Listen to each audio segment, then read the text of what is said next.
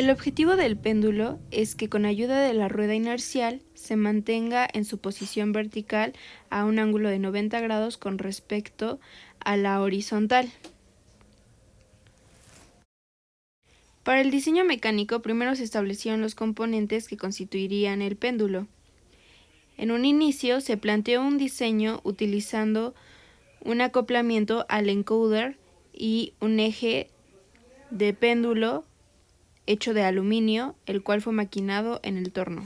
Este prototipo se cambió ya que los materiales no ayudaban a romper la inercia del péndulo. El segundo prototipo fue hecho completamente con plástico PLA, constaba de una rueda inercial, el péndulo que se acoplaba directamente al encoder, una base que servía para sujetar el encoder y el holder del encoder. Esto se montó en una base cortada en sierra cinta de madera y se agregó una caja cortada en acrílico con la cortadora láser.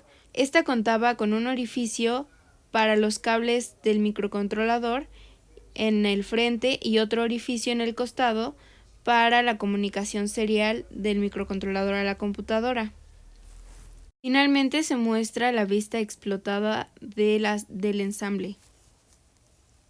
A continuación se muestra la impresión de las piezas de plástico PLA.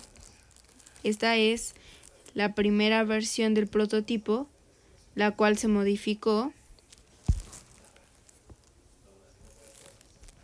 y este es la segunda versión del péndulo que se implementó en el diseño mecánico, que fue la versión definitiva. También se cambió el diseño del disco para hacerlo más ligero y poderlo adaptar mejor al eje del motor.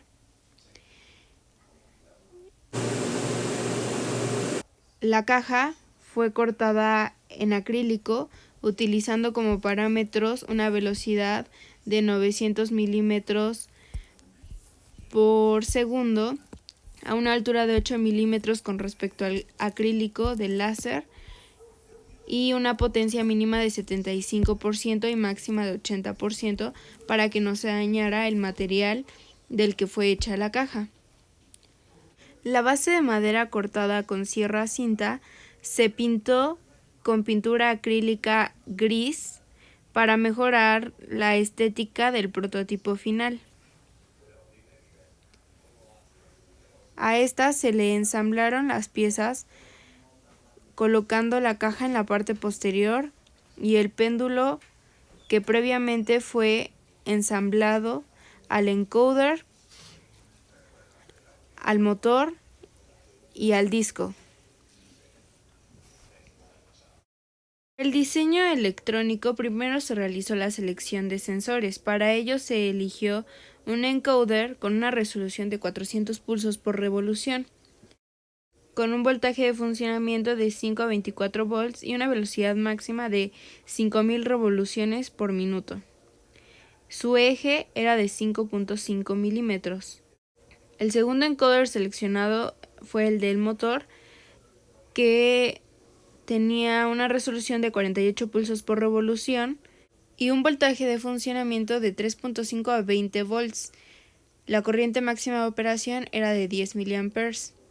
El caso del motor se observó que fuese de potencia media y que tuviese una velocidad nominal de 7800 revoluciones por minuto a 50 mA, un torque de 0.2 kilogramos. El driver seleccionado fue un Puente HL298N y como microcontrolador se utilizó un Arduino Mega 2560. A continuación se muestra el diagrama de conexión del circuito del Arduino al driver, al encoder y al motor y a la fuente. Posteriormente se realizaron pruebas para corroborar el funcionamiento de los componentes electrónicos. A continuación se muestra la conexión de los componentes electrónicos final y su adaptación a la PCB. Para el modelo matemático primero se determinaron las variables. La identificación de variables: primero se tomaron las variables de entrada con el voltaje de motor, luego las variables de salida con la posición angular del péndulo, variables controladas con la posición angular de la rueda, posición angular del péndulo, velocidad angular de la rueda de inercia y velocidad angular del péndulo, y la variable manipulada, que era la velocidad de la rueda de inercia.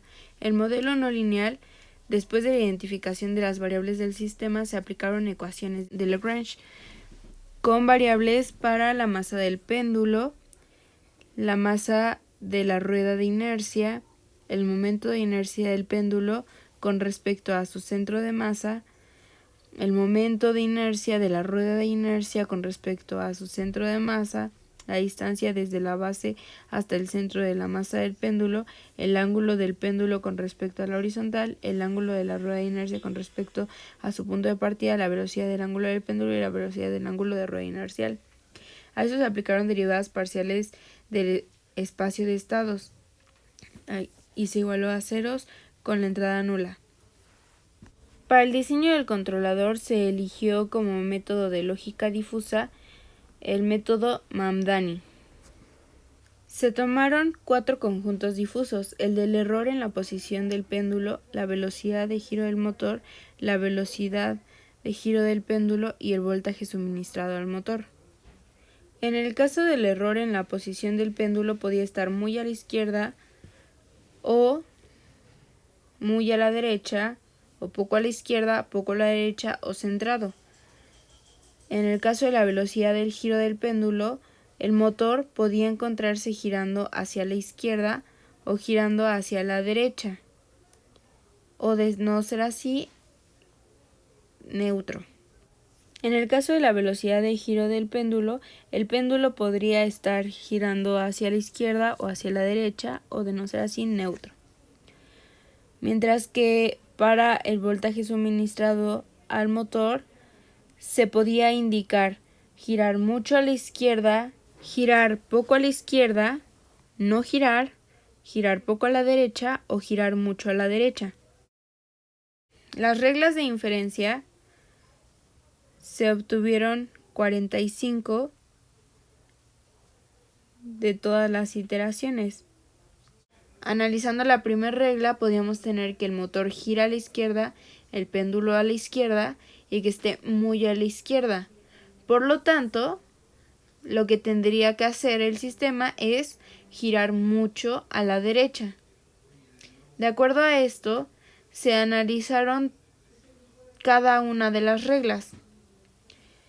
Las funciones de pertenencia solamente se tomaron las triangulares y las trapezoidales para simplificar el hacer el código, ya que la tipo Z, la gaussiana y la tipo S no son lineales. A continuación se muestra un fragmento de la programación realizada en Arduino para el microcontrolador. Posteriormente se realizaron pruebas para verificar el funcionamiento del controlador y su efectividad. A continuación se muestran algunas de ellas, así como los datos mostrados en el scope de Arduino.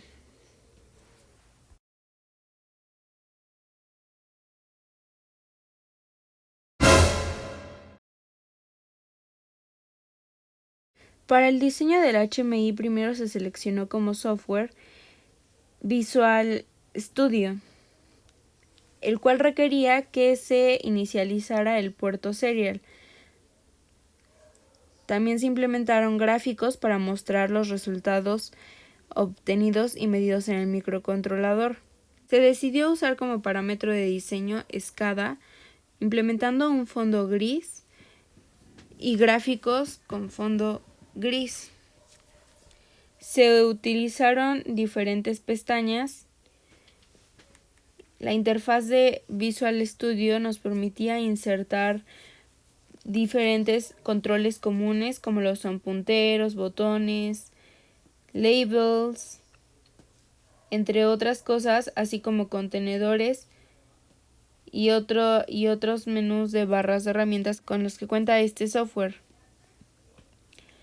También se podían cambiar los tipos de letras, los tamaños y colores de todo lo insertado en la ventana, donde se podía manipular con el ratón y el teclado. La visualización del código nos permitía programar qué haría cada sección de la interfaz y cada botón al interactuar con el usuario.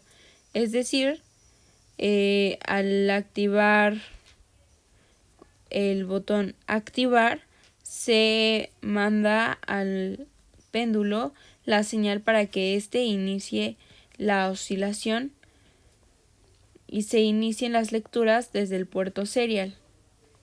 También se podía programar para que se mostraran y se ocultaran algunas secciones del formulario de Visual Studio. A continuación se muestra la versión final de la aplicación diseñada, donde al presionar puerto se hace una lectura de los COMS y se debe seleccionar los bauts a los que se conectará.